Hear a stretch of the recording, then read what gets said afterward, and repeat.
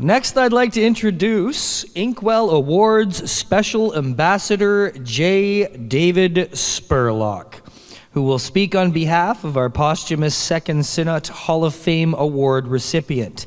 David is an award-winning author, historian, educator, creator rights advocate, documentary filmmaker, and associate to star talents Frazetta, Basil Gogas, Neal Adams, Jim Steranko, Joe Kubert, Carmine Infantino, Julius Schwartz, Wallace Wood, and Dan Adkins. David, will you join us? There's the ladies.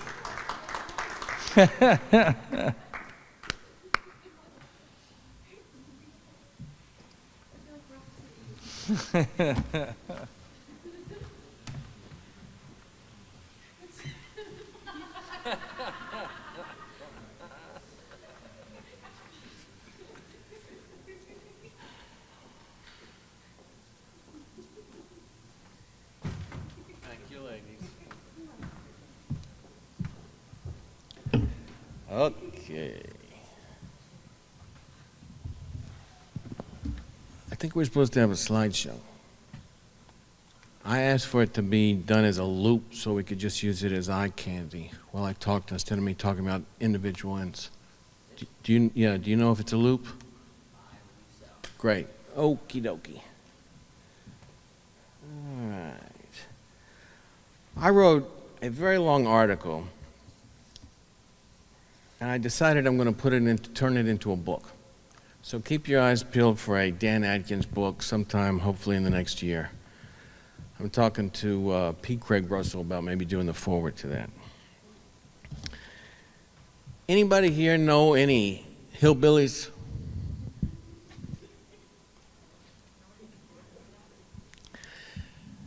Anybody remember the great renaissance of hillbilly TV? Can you name some hillbilly TV shows? That's a good one. I consider the Dukes of Hazzard the end of the great hillbilly. Andy Griffith. I'll put Andy Griffith in there. A good one is The Real McCoys. Also, there were some seasons was known as The McCoys, and some seasons were known as The Real McCoys. Do you know where that was set at? Where did they live? It may have been shot in Sacramento, but they were supposed to be in West Virginia. Okay, anybody here from West Virginia? There's nowhere more hillbilly than West Virginia. I get to say that because I was born in Memphis. That's close enough. Eastern Tennessee is much more hillbilly than Western Tennessee. Memphis is in Western Tennessee. So anyway, I'm here to talk about my friend Dan Adkins. Danny Lee Adkins was a hillbilly, and he was born in West Virginia. And he moved all over the place. He went into the military. He was born in 1937 in West Virginia, moved to Pennsylvania. When he went into the military, he's in Reno, Nevada, Phoenix, Arizona. And then when he got out, he came to New York, lived in Brooklyn. And then after working for Marvel and working for Tower and working for Wally Wood in New York, and his place getting broke into a couple times and him getting mugged a couple times, he moved to Ohio.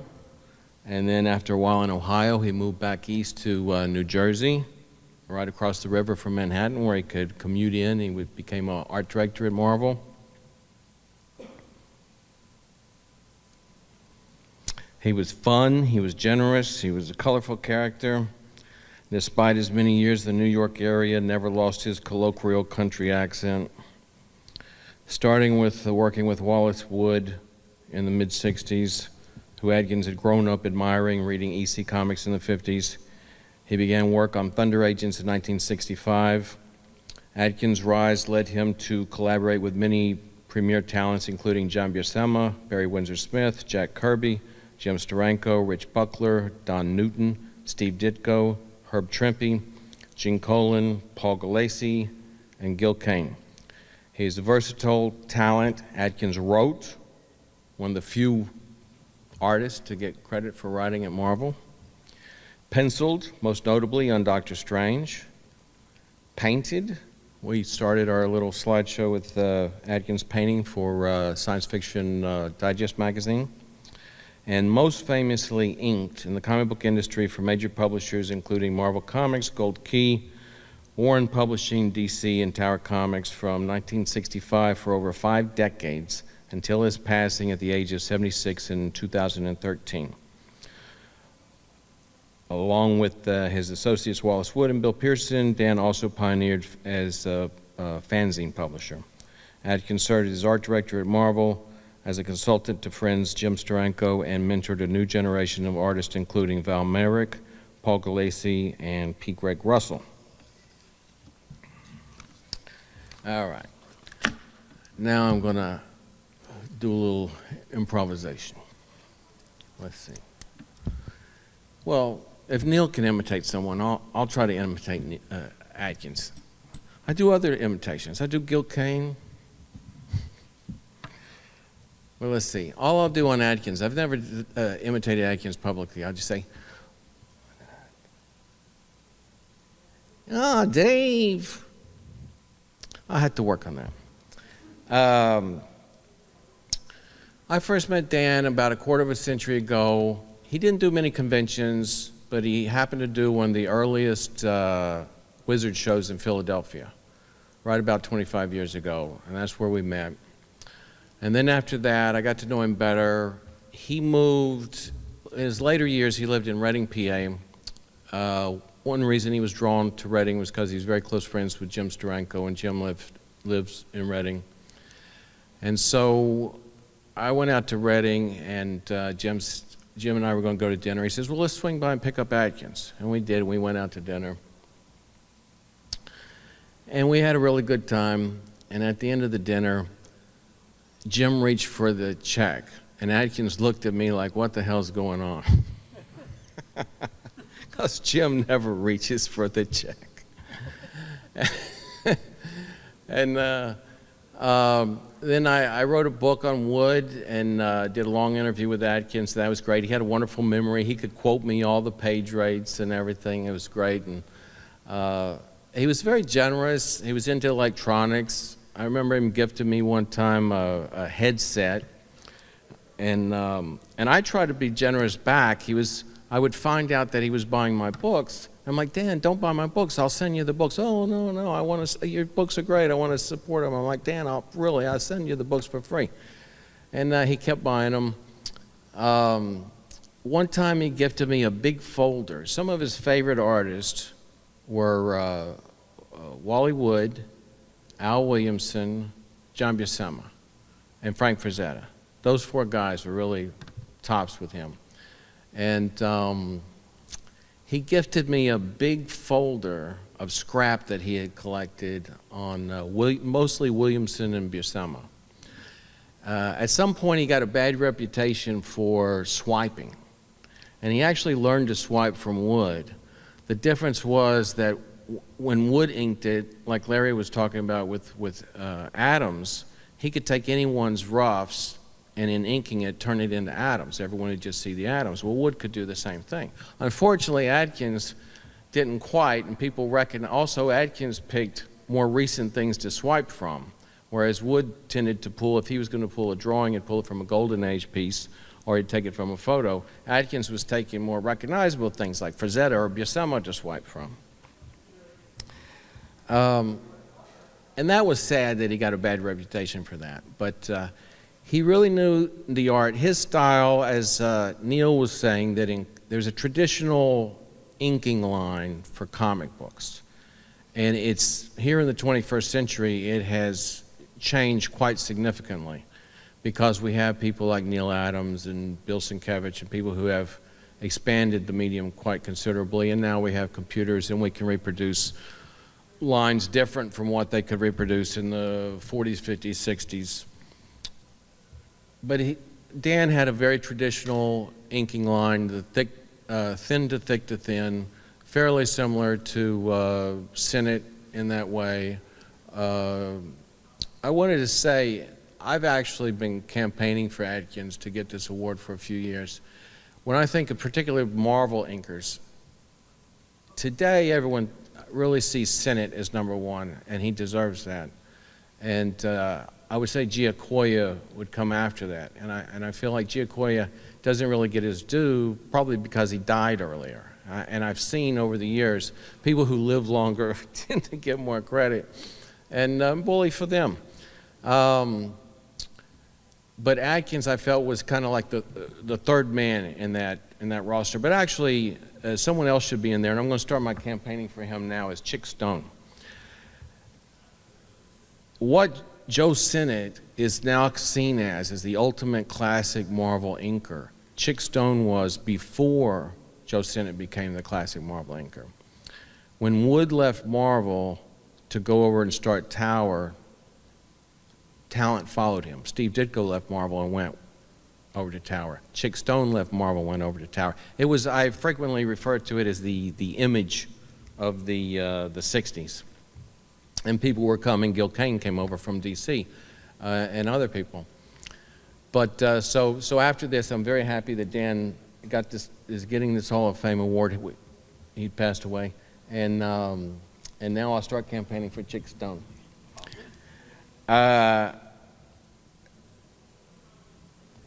So I'm currently managing one of my many hats that I wear. I'm currently managing the Wallace Wood estate.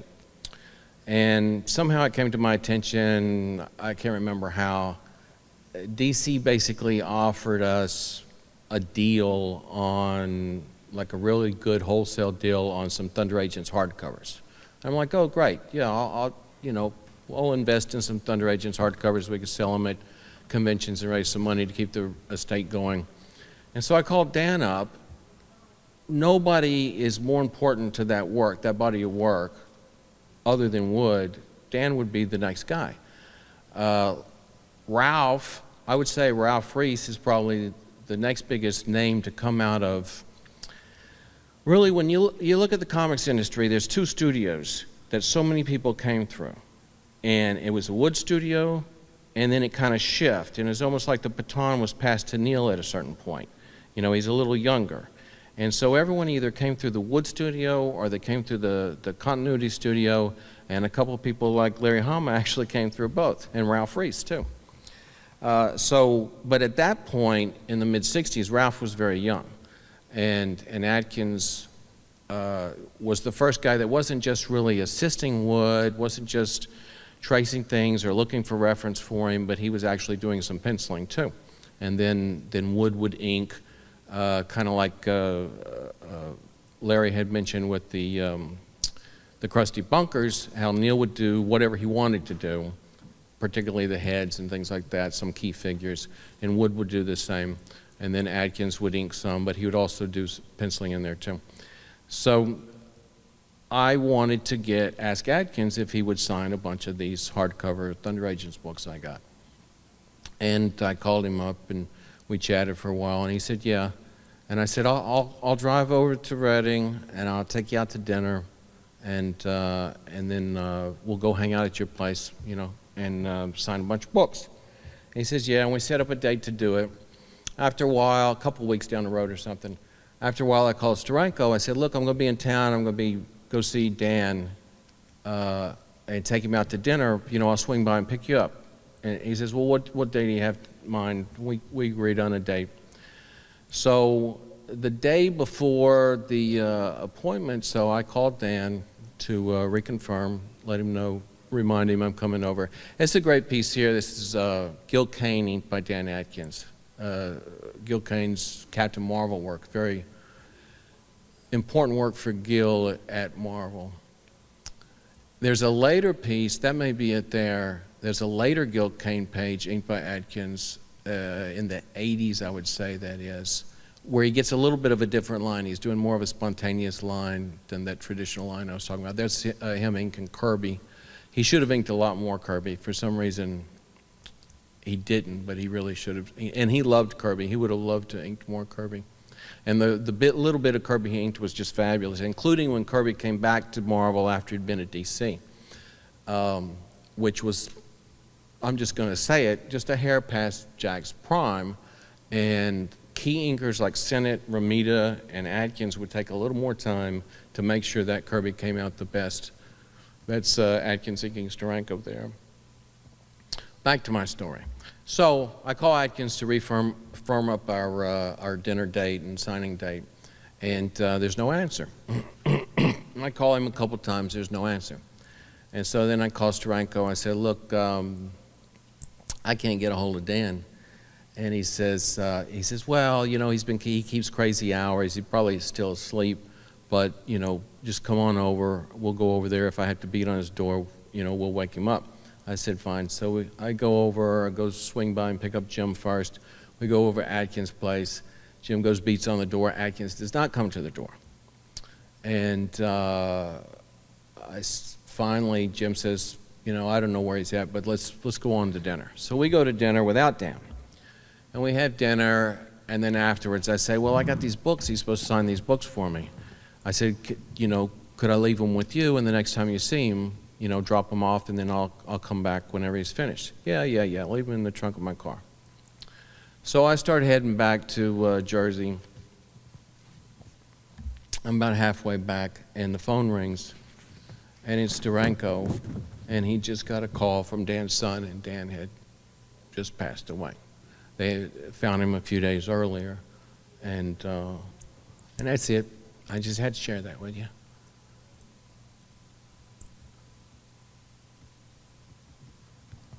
I miss him. I got one or two little last words here to read. Dan's career spanned 5 decades, comic book industry, Quote from Barry Smith. Dan was certainly my favorite inker in my original Conan period. Quote from Gil Kane. The best inkers I ever had were Dan Adkins, Wally Wood, and Kevin Nolan. John Buscema.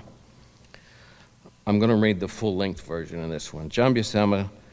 I rarely praise the inkers because I would have preferred to have inked everything myself. But my brother Sal, Joe Sinnott, Frank Giacoya, John Romita, Tom Palmer, Al Williamson, and Dan Adkins were all top professionals who did great jobs inking me. And Dan in particular was a fun guy to work with. Though Adkins' work helped entertain millions of people and he helped mentor a new generation, his rich legacy has been for too long under-celebrated. It is very deserving tribute, and with great pleasure that he is honored as he is worthy a member of the Inkwell Hall of Fame. That's it. That's great.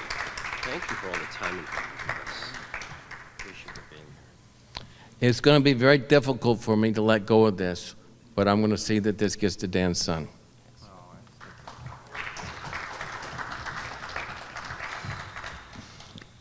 Right on. Thank you, sir. Joe Sinnott, this award's namesake and first winner, made the following statement about this year's inductees. I was thrilled to learn of the 2 newest members to be inducted into the Inkwell Awards Hall of Fame. Neal Adams has certainly made his mark in the comic industry. When I think of Neal, I am drawn to his work on Batman and Green Arrow. Also running Continuity Associates Studio in New York City that gave many new up-and-coming young artists their start in comics. Neal and I were fortunate enough to work together on 2 Thor series. Then decades later, we were asked to work together once more on a Batman blank cover to support the Inkwell Awards. That was certainly a lot of fun. Dan Adkins has also had a long, distinguished career in comics. Dan was a great penciler in his own right, but primarily as an inker. His work on the Doctor Strange comics is what I remember him best for. Dan, like me, was a very sought-after inker, having inked a number of artists, far too many to count. His ink line sure brought out the best in many pencilers. He is truly missed. It is with great pride and pleasure that we get to welcome these 2 fine artists and inkers into the Inkwell Awards family. Congratulations on your election into the Inkwell Awards Hall of Fame and the newest recipients of the Joe Sinnott Hall of Fame Award, class of 2019. Well done, gentlemen. Jolton Joe Sinnott.